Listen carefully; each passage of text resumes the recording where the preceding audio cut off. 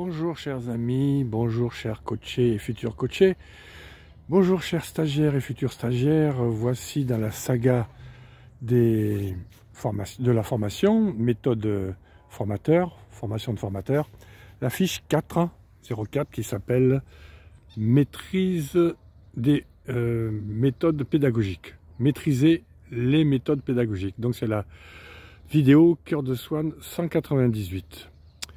Donc comme d'habitude, on va faire deux parties, la partie coaching et la partie formation. Partie coaching pour vous poser des questions et que vous puissiez aller chercher les réponses par internet ou dans mes supports de cours ou dans des vidéos comme celle-ci ou ailleurs, de telle façon que vous puissiez devenir autonome dans vos recherches.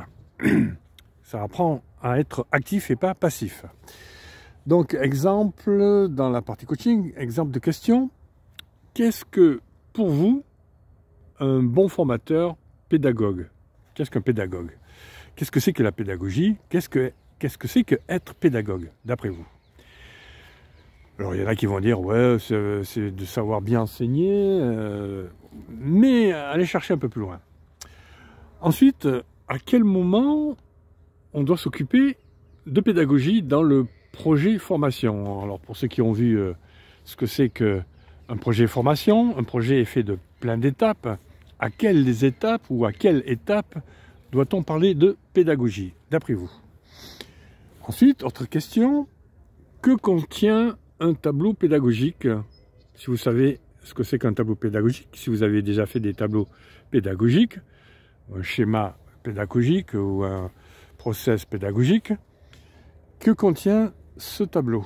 Bon, vous pouvez aller chercher sur internet, dans mes supports de cours, j'en parle. Alors qu'est-ce que c'est qu'un pédagogue? Alors quelles sont les qualités d'un bon pédagogue? Qu'est-ce qu'il doit surtout avoir comme posture, comme compétence, comme savoir-faire et comme savoir-être? Et pour terminer la partie coaching, quel est votre ressenti quand vous parlez de pédagogie, quand vous pensez à la pédagogie? Est-ce que pour vous, être pédagogue, c'est une difficulté? Est-ce que c'est compliqué pour vous? Est-ce que c'est au contraire quelque chose qui vous paraît simple, facile, que c'est dans vos qualités, dans vos talents? À voir. Voyons maintenant la partie formation. Dans la partie formation, on va travailler sur les méthodes pédagogiques, justement. Il y en a plusieurs. Alors, il y en a qui font partie de la démarche déductive, un peu passive, et l'autre qui fait partie de la démarche inductive, qui est très active. Alors dans la démarche déductive, il y a la méthode magistrale, c'est-à-dire le cours magistral, comme dans l'enseignement, comme à l'école, où ce sont les professeurs qui parlent et qui expliquent, qui racontent les concepts, qui parlent des concepts, qui parlent de la théorie, qui parlent de l'enseignement à travailler. Il y a la partie démonstrative, c'est-à-dire l'animateur fait la partie, c'est lui qui fait, les élèves écoutent, et après ils vont faire par la suite, mais c'est le formateur qui fait tout. Donc tout ça, c'est dans la démarche déductive. Dans la démarche active ou inductive, on parle de interrogative, de la méthode interrogative, qui est donc la partie où, comme en coaching, on pose des questions, l'animateur pose des questions, pour faire prendre conscience aux apprenants qu'ils peuvent trouver eux-mêmes leur solution. Donc ça les fait bouger, ça les rend actifs. Il y a la partie découverte, qu'on verra, la partie analogique, qui sont aussi des méthodes interrogatives, méthodes expérimentales, où les apprenants sont acteurs de leur processus d'apprentissage. Hein, c'est eux qui bossent, en fait. Hein. Ils ne sont pas passifs, ils sont actifs. On parle de quelque chose, d'une expérience concrète, et on en déduit une théorie, on en déduit un enseignement, une leçon.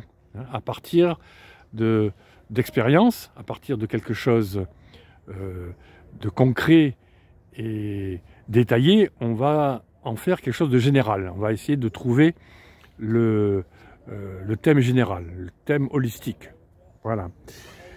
Ensuite, pour dire que plus on va vers une démarche inductive, plus l'apprenant possède une bonne estime de soi.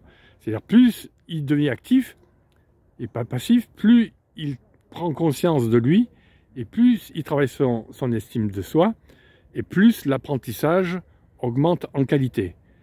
Parce que, en fait, comme ça devient un moment actif, un moment privilégié, il y a beaucoup d'émotions, beaucoup de richesse entre les relations animateur-apprenant. Donc ça devient quelque chose de très prenant au niveau relationnel et au niveau émotionnel. Donc c'est très riche et l'apprentissage devient de très bonne qualité. Voilà ce que je voulais vous dire pour cette première vidéo, sur l'animation, les méthodes pédagogiques, et on va voir d'autres vidéos par la suite qui parlera d'animation. Donc je vous souhaite une bonne journée si c'est le jour pour vous, une bonne soirée si c'est le soir pour vous, et une bonne nuit si c'est la nuit pour vous. À très bientôt dans la saga formation des formateurs.